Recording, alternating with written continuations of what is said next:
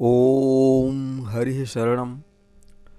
आज हम वेदों के विषय में कुछ चर्चा करेंगे।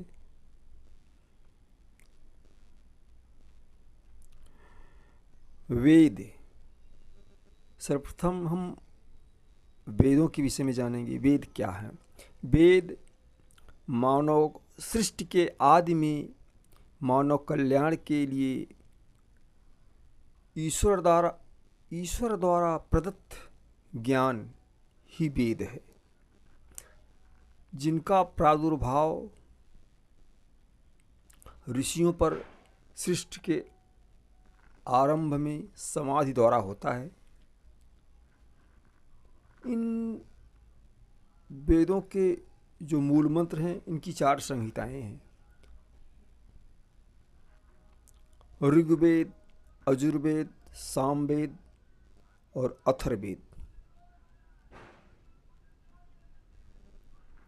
इनकी ही पाठादि भेद से 1133 शाखाएं हैं। अब वेदों के जो मूल उद्देश्य हैं, मानव कल्याण,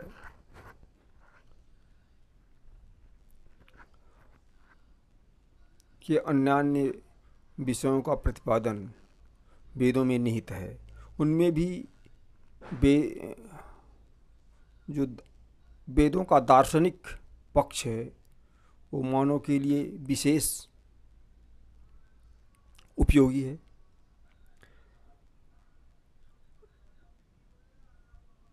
दर्शनों के 4 प्रतिपाद्य विषय हैं। सबसे पहला, हे, दुख का वास्तविक स्वरूप क्या है? हे का अर्थ होता है कि दुख का वास्तविक स्वरूप क्या है, जो हे अर्थात त्याज्य है। दूसरा, हे हेतु, दुख कहाँ से उत्पन्न होता है, इसका वास्तविक कारण क्या है, जो हे अर्थात त्याज्य दुख का वास्तविक हेतु है।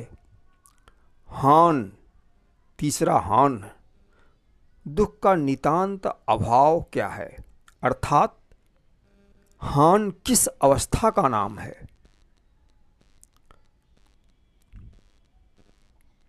चौथा, हानोपाय, हानोपाय का अर्थ होता है नितांत दुख निवृत्ति का साधन क्या है।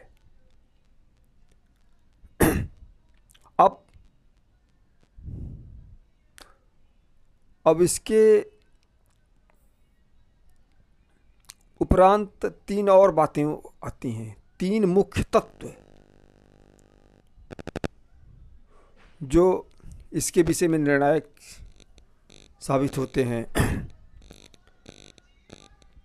इन प्रश्नों पर विचार करते हुए 3 बातें और उपस्थित होती हैं। नंबर 1, चेतन तत्व, आत्मा, पुरुष, जिसे हम जीव भी कहते हैं। तो इस क्रम में अब बात आती है कि दुख किसको होता है। जिसको दुख होता है उसका वास्तविक स्वरूप क्या है। यदि उसका दुख स्वाभाविक धर्म होता तो वह उससे बचने का प्रयत्न ही न करता। इससे प्रतीत होता है कि वह कोई ऐसा तत्व है जिसका दुख और जड़ता स्वाभाविक धर्म नहीं है, वह चेतन तत्व है।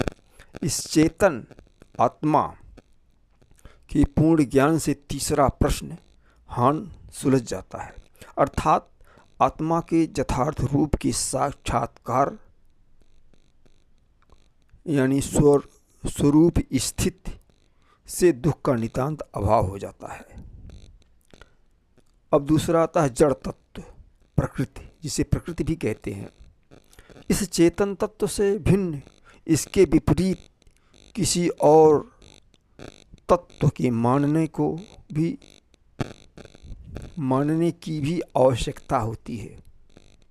जिसका धर्म दुख है, जहाँ से दुख की उत्पत्ति होती है, और जो इस चेतन तत्व से विपरीत धर्म वाला है वह जड़ तत्व है, जिसको प्रकृति, माया आदि कहते हैं।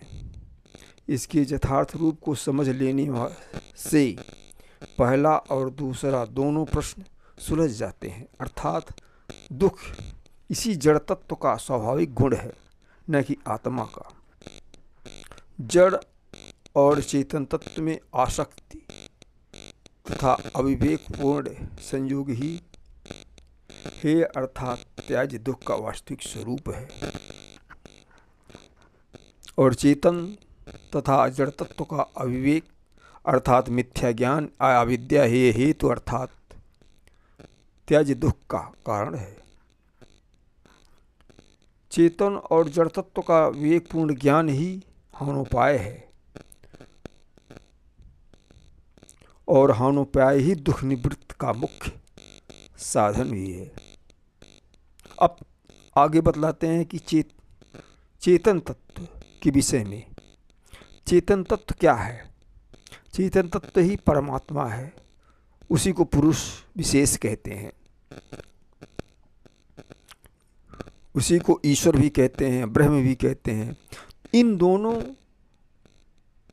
चेतन और जड़ तत्वों के मानने के साथ एक तीसरे तत्व को भी मानना आवश्यक हो जाता है, जो पहले चेतन तत्व के सर्वांश अनुकूल हो और दूसरे जड़ तत्व के विपरीत हो, अर्थात उसमें पूर्ण ज्ञान हो, जो सर्वज्ञ हो, सर्वव्यापक हो, सर्वशक्तिमान हो, जिसमें दुख, जड़ता और अज्ञान का नितांत अभाव हो। जहाँ तक आत्मा का पहुँचना आत्मा का अंतिम ध्येय है, जो ज्ञान का पूर्ण भंडार हो, जहाँ से ज्ञान पाकर आत्मा जड़ चेतन का विवेक प्राप्त कर सकी और अविद्या के बंधनों को तोड़कर हेय दुख से सर्वथा मुक्ति पा सके। इस तर्क के द्वारा हमें तीसरे और चौथे दोनों प्रश्नों का उत्तर मिल जाता है, अर्थात यही हान और हानोपाय भी हो सकता है।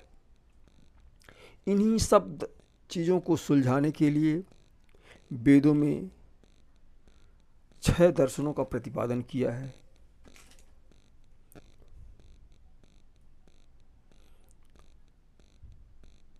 मीमांसा, वेदांत, न्याय, वैशेषिक, सांख्य, योग। और इन्हीं दर्शनों के अच्छी तरीके से चिंतन मनन करने से या उनमें से एक का भी अनुशीलन करने से हम जीवन के दुखों से छुटकारा पा सकते हैं। मित्रों, और आगे की चीज़ें फिर बाद में बताने का प्रयास किया जाएगा। और ये सारी चीज़ें मित्रों पातंजल योग दर्शन के आधार पे बोली गई हैं बातें। अगर ये जानकारी आपको अच्छी लगी हो तो मेरे चैनल को लाइक, सब्सक्राइब और शेयर और कमेंट ज़रूर करिएगा। धन्यवाद।